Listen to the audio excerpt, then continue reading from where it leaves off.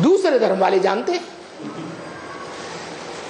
इसलिए दूसरे धर्म वाले उत्थान, इस दुनिया में उनका उत्थान हो रहा है, और भारतवासी दुनिया की नजरों में नीचे गिरते जा रहे हैं, लोन लेते जा रहे हैं, भिखमंगे बन गए। भिखमंगा भारत, ऐसे भिखमंगा भारत को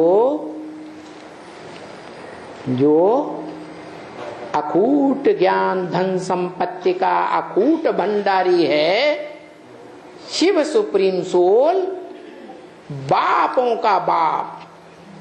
क्या दुनिया के जो भी मनुष्य मात्र हैं वो बाप बनते हैं, उन बापों के भी बाप धर्म पिताएं बनते हैं, उन धर्म पिताओं का भी बाप प्रजापिता, और प्रजापिता का भी बाप कौन? शिव बाप, जिसका कोई बाप। तो वो शिव बाप ऐसी अखूट धन संपत्ति देता है जिसके आधार पर उसका नाम मनुष्यों ने विकारी बुद्धि होने के कारण वसुदेव समझ लिया। वसु माने धन संपत्ति, देव माने देने वाला। क्या नाम दे दिया? वसुदेव। और उसके बच्चे का नाम वासुदेव। जैसे ब्रह्मा के बच्चों का नाम ब्राह्मण। बच्चे के अर्थ में मात्रा बढ़ जाती है। तो देखो शास्त्रों में कैसा अगड़म बगड़म हो गया, जिस अगड़म बगड़म को कोई सुधार ही नहीं सकता। एक ही शास्त्र है सारी दुनिया के बीच, श्रीमद् भगवत गीता, जो भगवान का गाया हुआ गीत है। दुनिया में कोई शास्त्र नहीं जो भगवान का गाया हुआ हो, भगवान का सुनाया हुआ ज्ञान हो जिसमें। और उस भगवत गीता की क्या दशा कर दी। जो आया पंडित विद्वान बन करके बैठ गया और टीका करने लगा। बड़ा टीकाकार के नाम में संसार में प्रसिद्ध हो गया। सबसे जास्ती प्रसिद्ध हो गया शंकराचार्य। शिवोहम ब्रह्मास्मि, मैं ही शिव हूं। अरे ये धर्म पिता है, सब अपने को भगवान मानने लगे।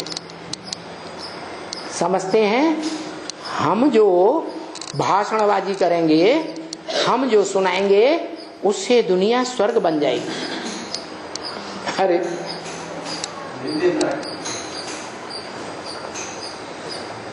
कोई भी धर्म पिता के आने के बाद ये दुनिया स्वर्ग के तरफ जाती है या नरक की तरफ जाती है? नरक की ओर जाती है। सभी धर्म पिताओं ने, पंडितों ने, विद्वानों ने, आचार्यों ने इस दुनिया को आकर नरक बना दिया। एक भगवान ही है जो अंग्रेज लोग गाते भी हैं, हेवनली गॉडफादर। क्या गाते हैं? भगवान जो सुप्रीम गॉडफादर है, वो उसे कहा जाता है जो हेवन रचता है। क्या मुसलमानों में भी मानते हैं कि अल्लाह मियां ने क्या रचा? जन्नत रची, और जन्नत में आदम और ईव को शिक्षा देकर भेजा, ऐसा करो ऐसा ना करो। तो साबित हुआ ना क्या? मुसलमान भी जानते हैं कि इस दुनिया को जन्नत कौन बनाता है? खुदा बनाता है। जो खुद आता है, बुलाने से नहीं आता। ये बात ब्रह्म वाक्य में भी बोली है मुरली में। मैं कब आता हूं, कब जाता हूं, ये किसी को पता ही नहीं पड़ता। इस ब्रह्मा को पता चलता है जिसमें प्रवेश करके मैं बोलता हूं मुख से।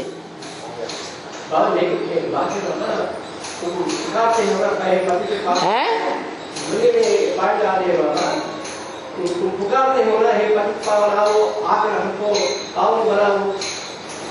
बिना पुकार कैसा आ सकता है? बिना पुकारे कैसे आ सकता है? गांधी जी इसका प्रूफ है। दुनिया में 40 करोड़ ने मिलकर के आवाज लगाई, हे पतित पावन सीताराम, रघुपति राघव राजा राम, राम राज्य लाएंगे।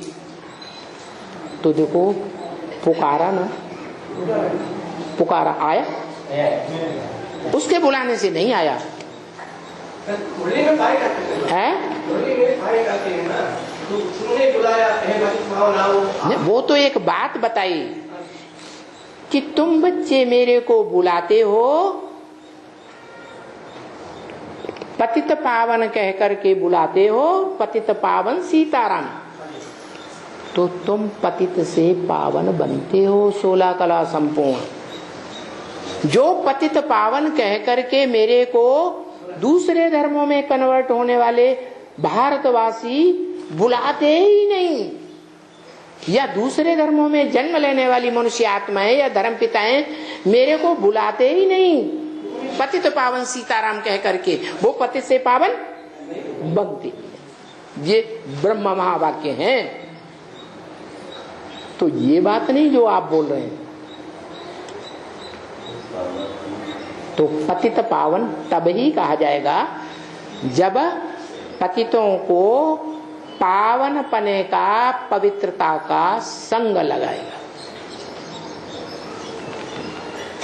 जो विष्णु के चित्र में दिखाया है, विष्णु को चंदन के रूप में दिखाया है वृक्ष, चंदन विष व्यापत नहीं लिपटे रहत भुजंग।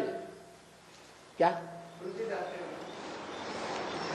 चंदन के वृक्ष में कितने सर्प लिपटे रहते हैं?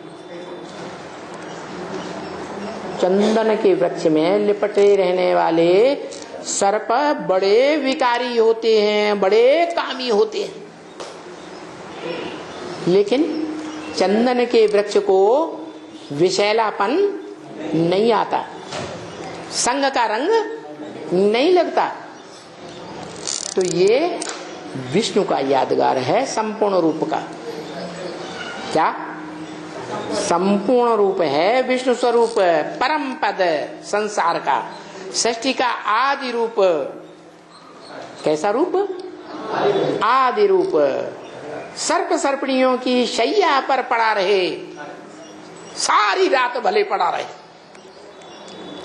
लेकिन उसको कोई लेप छेप लगने वाला नहीं है। नहीं तो मनुष्य मात्र की रजाई में एक सपोला घुस जाए और उसे पता चले सांप है तो क्या करेगा? बुरी तरह उठ के भागेगा।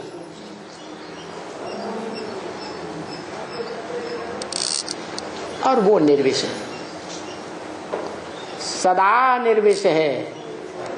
जब तक जीवन है, जब तक शरीर है, तब तक निर्विष है। और जब शरीर की स्मृति ही खत्म हो जाए, शरीर ही विस्मृत हो जाए, शरीर की इंद्रियां ही विस्मृत हो जाएं, मन अव्यक्त हो जाएं,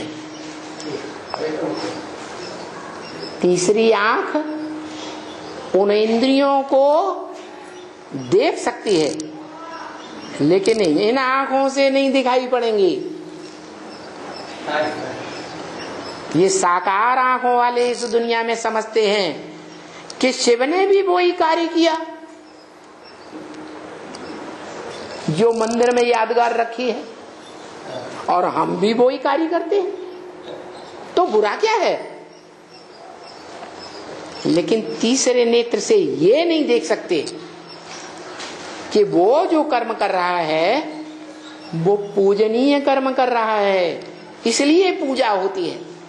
क्या पूजनीय कर्म? कर्म योगी कर्म इंद्रिय से कर्म करता है, लेकिन योग युक्त होकर। जो बुद्धि है मन को कंट्रोल करके मन बुद्धि के संकल्पों को कंट्रोल करके आत्मा निसंकल्प स्टेज बिंदु में टिक गई।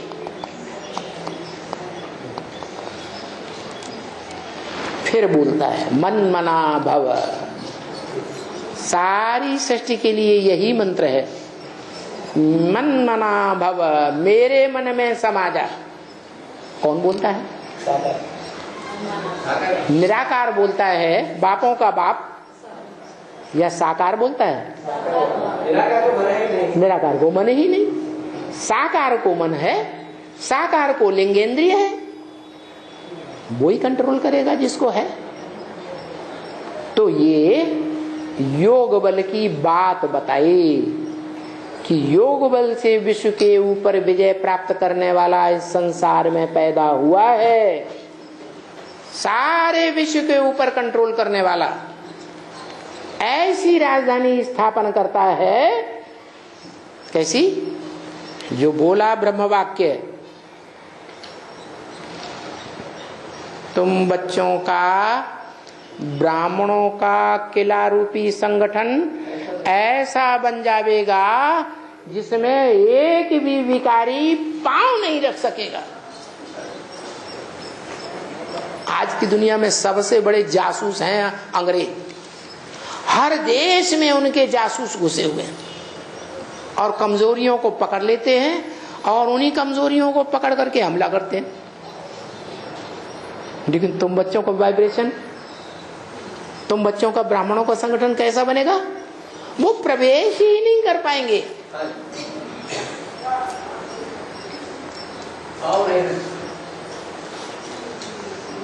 तो ऐसा संगठन ब्राह्मणों का तैयार होने वाला है जल्दी।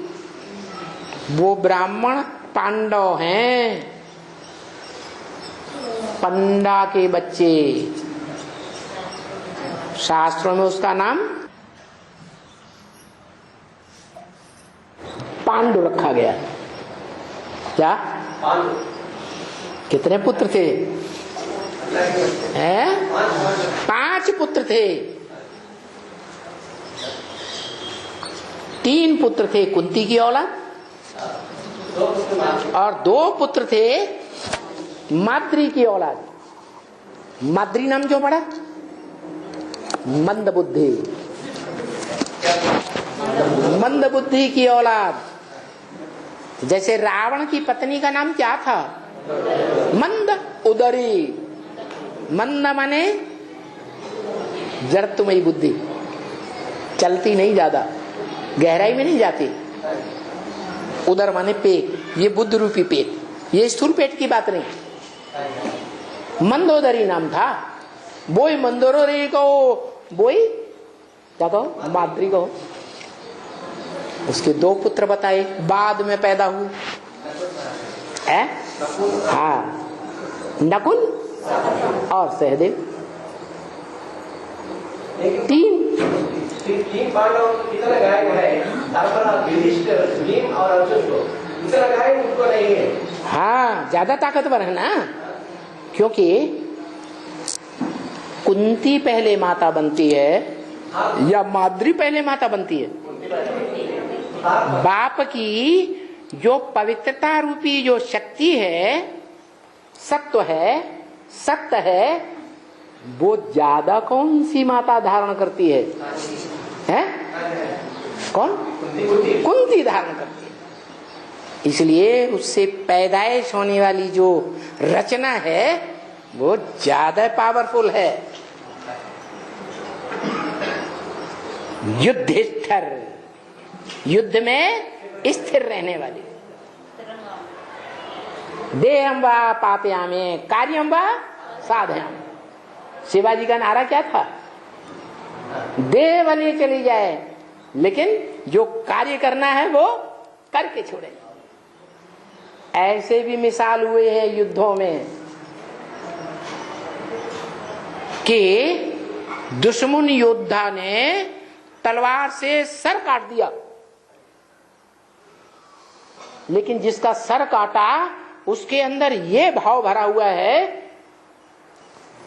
कि मेरे ऊपर वार करने वाले को मैं छोड़ नहीं सकता, और सर कटा हुआ कट के गिर गया और उसने दौड़ के छलांग लगा के उसका सर काट दिया।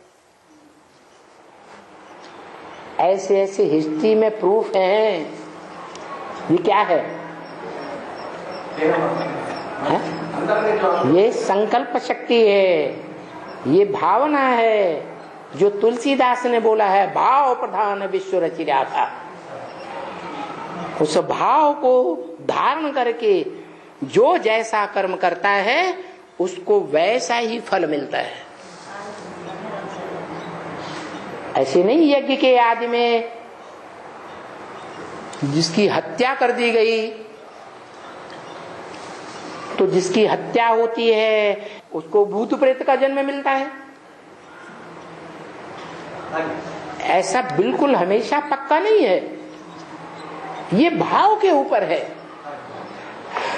हमारी भारतीय संस्कृति में खास गीता में ये बात आई है कि युद्ध स्थल में जो मरता है युद्ध करते करते वो स्वर्ग में जाता है, वो नरकगामी नहीं हो सकता।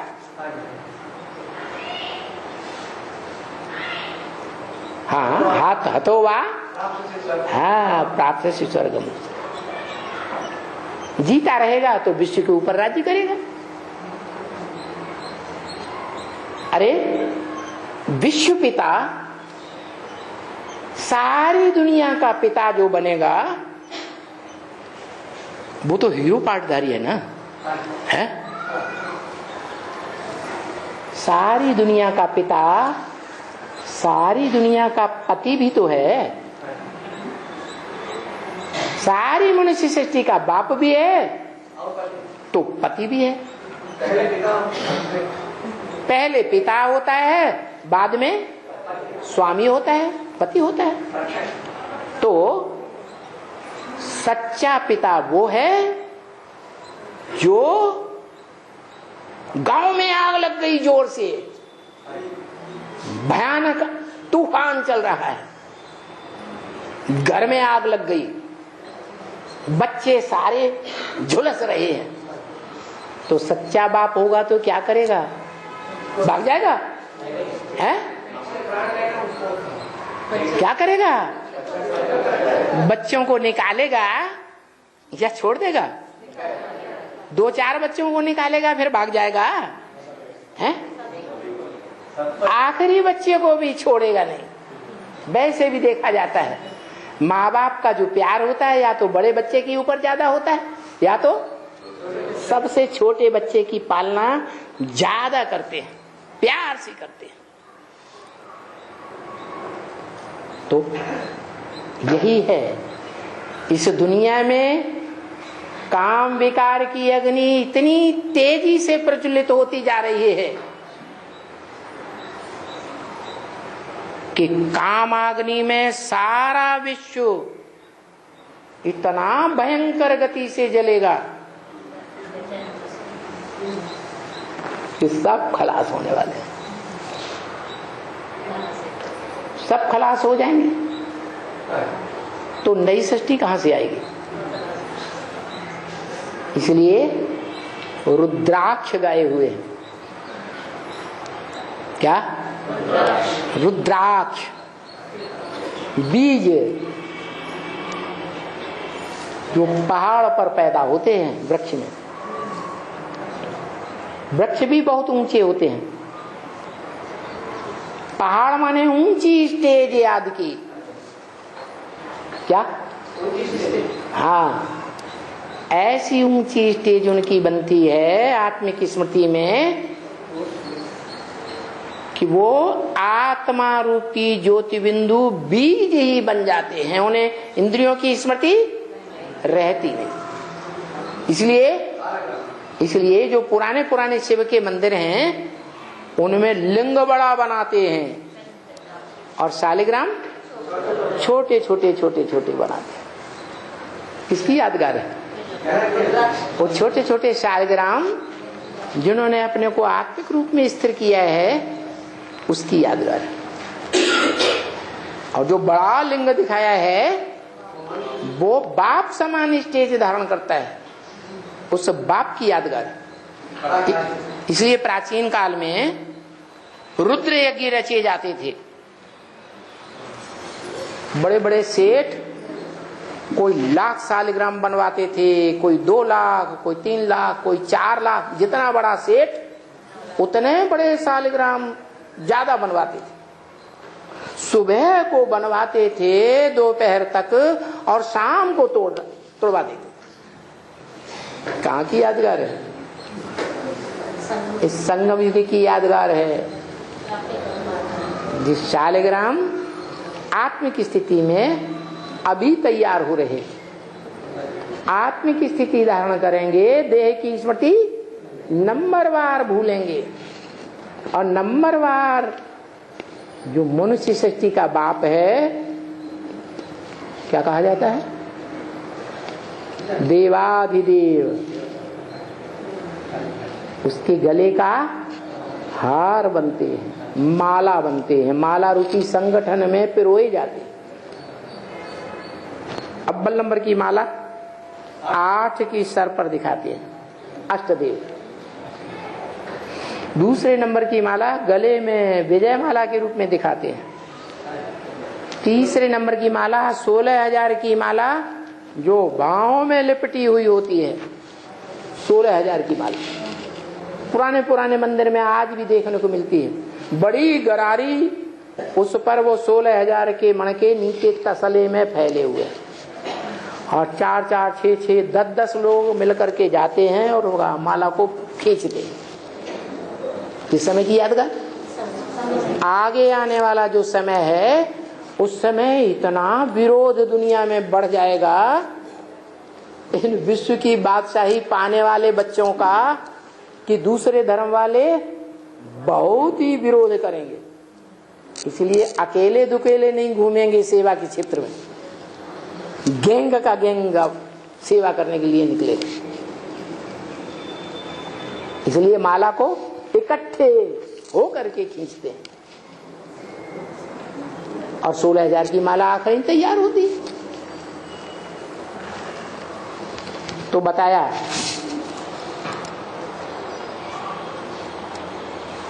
इससे रुद्राक्ष के मणकों का मुखिया कौन हुआ?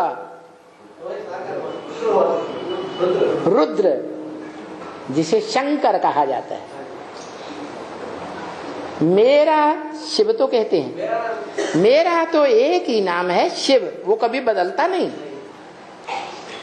निराकारी स्टेज की यादगार। लेकिन जब मैं सृष्टि में आकर प्रवेश करता हूं तो तुम बच्चों की 2 रूपों में पूजा होती है। साकार देवता के रूप में भी पूजा होती है और शालिग्राम के रूप में भी पूजा होती है। मुझे एक ही रूप में शालिग्राम देखा होगा,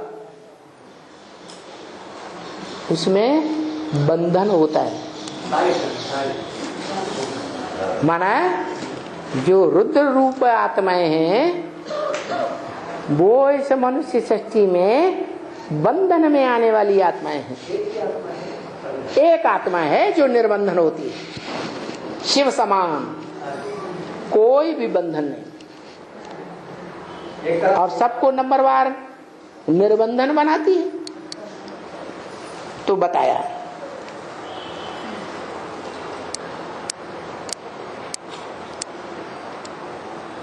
कि सिवाय उस पूज्य के, पूज्यते पूज्य के फिर कोई भी पूज्य नहीं बना सकेगा। बाकी सब हो गए पुजारी, जिनके आगे शिवलिंग रखा जाता है। पुराने मंदिरों में लिंग बीच में और बच्चे शालिग्राम के रूप में छोटे छोटे पत्थर गोल गोल पड़े हुए। तो इससे यही सिद्ध होता है कि यही है शिवलिंग, जो पुजारी ते पूज्य बनाए सकते हैं। क्या जो पुजारी से क्या बना सकते हैं? पूज्य बना सकते हैं, और तो कोई बना ही नहीं सकता, क्योंकि इवर पूज्य है ना। और तुम बच्चों को ब्रह्म वाक्य में सिखाया है। क्या बुद्धिमान बाप के बुद्धिमान बच्चे बिना प्रूफ और प्रमाण के कोई बात मानने के लिए तैयार नहीं होते। तो सुप्रीम सोल निराकार, उसको प्रैक्टिकल में एवर पूज्य कहें क्या? प्रैक्टिकल में एवर पूज्य कहें। प्रैक्टिकल शरीर के द्वारा होता है, शरीर की इंद्रियों के द्वारा होता है। और ब्रह्म वाक्य है कि मेरा तो लिंग ही पूजा जाता है और इंद्रियां मेरी नहीं पूजी जाती। देवताओं की और सभी इंद्रियां पूजी जाती हैं। हस्त कमल, पाद कमल, नैन कमल, मुख कमल, जो किंग फ्लावर है कमल, उससे उपमा देते हैं कि फूलों में वो ही श्रेष्ठ है। तो देखो, ये जो मेरा लिंग पूजा जाता है, तो उसको क्या लिंग होता है? सुप्रीम सोल को उसको तो लिंग होता ही नहीं। तो कौन कहता है मेरा लिंग की ही पूजा होती है?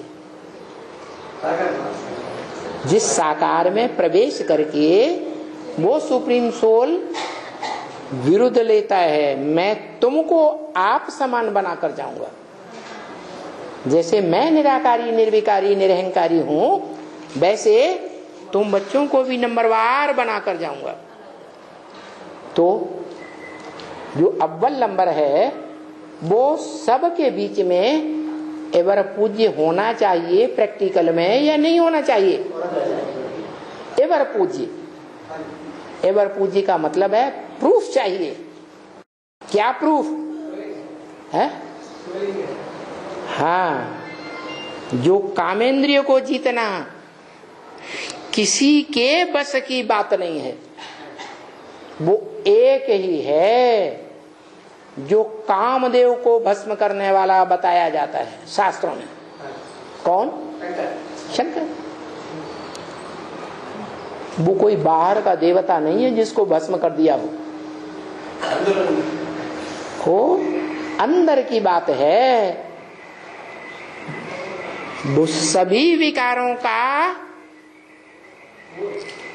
जो भी विकार रूपी चोर डकैते हैं, उन सब का मुखिया है काम। उसको भस्म कर देता है। क्या भस्म कर देता माने? यादगार क्या है? नहीं, उसकी यादगार है कि शंकर को भस्म रमाए दिखाया जाता है। सारे शरीर में, सभी इंद्रियों में भस्म। मना इंद्रियों को भस्म साफ कर दिया। इंद्रियों की पावर चल नहीं सकती। इंद्रियां राख हो गई जैसे। बाकी ऐसे नहीं है कि इंद्रियां होती नहीं है। इंद्रियां होती हैं, लेकिन स्मृति की कमाल है। नष्टो मोहा स्मृति लब्धा। काहे से नष्टो मोहा? देह और देह की इंद्रियों से नष्टो मोहा।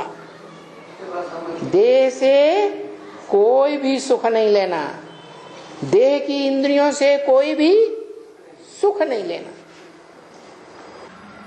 ऐसे भी नहीं कि इंद्रियों से कर्म करना छोड़ देना। ये तो सन्यासियों ने सिखाया है। भगवान बाप आकर के प्रवृत्ति मार्ग में रहना सिखाते हैं। उनका यादगार है शिवालय में रखा शिवलिंग प्रवृत्ति में है या निवृत्ति में है?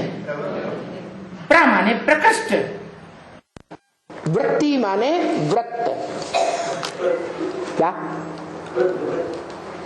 स्त्री पुरुष जब एक दूसरे को गोद में लेते हैं, इंद्रियों से जब विकृति करते हैं, गोद में लेते हैं, तो व्रत बन गया। वो व्रत शिवलिंग के आसपास दिखाया जाता है, उसको कहते हैं जलाधारी। ज्ञान जल को धारण करने वाली वो जलाधारी माता गुरु है पुरुषों के लिए। इसलिए ब्रह्म वाक्य है, पुरुष सब दुर्योधन दुशासन।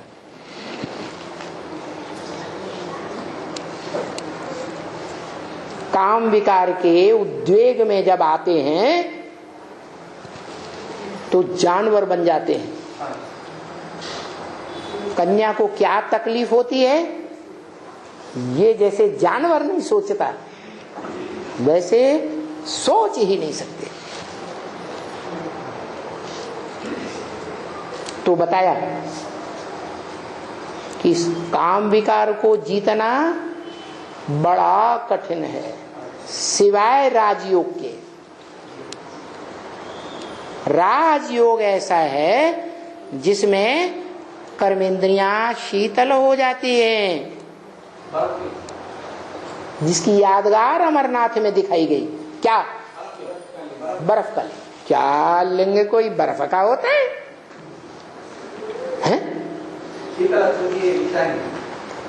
ये कवि की कविता है, भावना है। उस भावना को कैसे व्यक्त करे, इसलिए जो द्वापर के आदि में जो भी मूर्तिकार हुए, चित्रकार हुए, उनकी भाव भंगिमा ने अजंता, एलोरा, एलिफेंटा की गुफाओं में गुप्त रूप से वो चित्रों का निर्माण कर दिया। उनमें एक अमरनाथ मंदिर भी दिखाया गया, जहां बर्फ का लिंग बनता है। वास्तव में बर्फ का लिंग तो प्रैक्टिकल में हो ही नहीं सकता, लेकिन ये तो योग बल है, जिसे सहज राज योग बल कहा जाता है। गीता का ज्ञान, सहज राज योग, सहज ज्ञान, जो इंद्रियों पर विजय प्राप्त करना सिखाता है। लेकिन जितना गुड़ डालेंगे उतना ही मीठा होगा। क्या गुड़?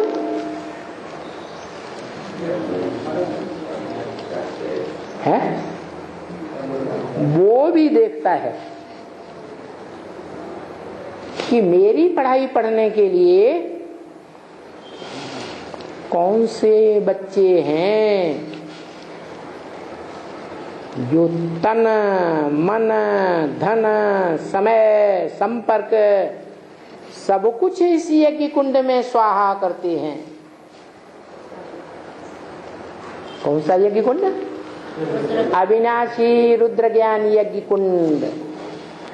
इसका विनाश होता नहीं। ऐसे नहीं संगम युग खत्म हो जाएगा तो ज्ञान खत्म हो जाएगा, नहीं।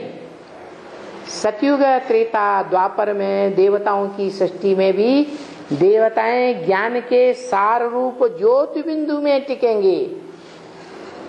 ज्ञान का सार क्या है? आत्मिक स्थिति निरंतर बनी रहे। और जब द्वैतवादी द्वापर युग आएगा तो भी बुद्धि में ज्ञान टिका रहेगा। द्वापर से लेकर कलयुग के अंत तक जिसकी बुद्धि में ज्ञान टिका रहे, उसका नाम रखा है भारत। किसमें रत लगा हुआ? ज्ञान के रोशनी में ही सदैव रहने वाला। उसका दूसरा नाम भी है नारायण। क्या? नार माने ज्ञान जल, आयन माने घर। कहाँ घर है उसका? ज्ञान जल में ही उसका घर है। दूसरा कोई घर नहीं है उसकी मन बुद्धि रूपी आत्मा का, कि जाकर के रसिया में एटम बम बनाना सीखेगा। भौतिक विद्या, पंचभूतों की विद्या, भौतिकवाद होता है ना। आज सारी दुनिया पागल हो गई है भौतिकवाद के पीछे। पंचभूतों का ही बुद्धि में आलोड़न चलता रहता है। डॉक्टर हो, इंजीनियर हो, वैज्ञानिक हो, नौकरशाह हो, सबकी बुद्धि पंच तत्वों के विश्लेषण में लगा हुआ है, पंचभूतों का आलोड़न कर रही है। सारी दुनिया भौतिकवादी बन गई। ये द्वैतवादी द्वापर युग से, जब से ये पंचभूतों को तरजीह देने वाले देह अभिमानी धर्म पिता आए,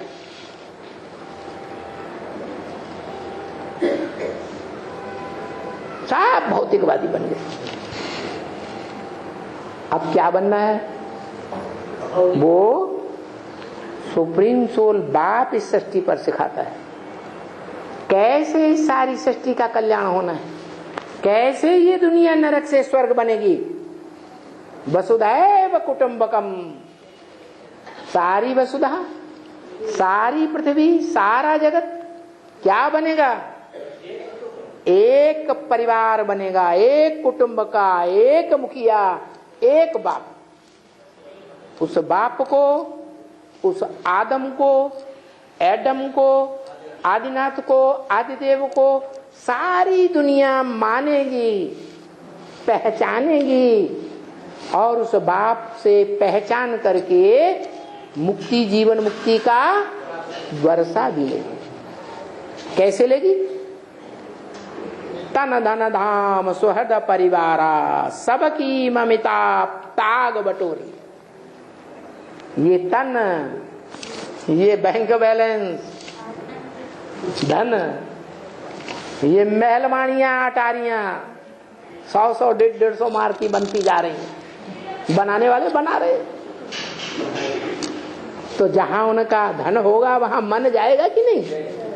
नियम है, जहां हमारा तन होगा वहां हमारा मन होगा।